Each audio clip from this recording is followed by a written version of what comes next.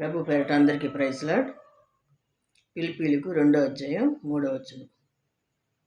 కక్ష చేతనైనను హృదయాతిశయం చేతనైనను కాక వినయమైన మనసు గలవారి ఒకని కంటే ఒకడు యోగ్యుడని ఎంచుకొనుడి. అట్లాగే ఒకరికొకడు యోగ్యుడని ఎంచుకోవాలి. తన సొంత కార్యములనే కాక ఇతరుల కార్యములను కూడా చూడగలను.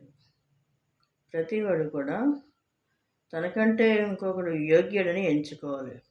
అంతేగాని కక్షతో హృదయాతిశయంతో ఉండకూడదు. వినయము గలవారై జీవించాలి. దాని పౌలు ఏమంటున్నాడు? కక్షతో చేయకూడదు. ఏ పని చేసినా ప్రేమ కలిగి చేయాలంటున్నాడు.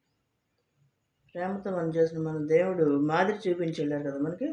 ఆ విధంగా నడుచుకోవాలి మనం. కక్ష, ఈర్ష్య, ద్వేషాలు అవన్నీ కూడా మనకు ఉండకూడదు.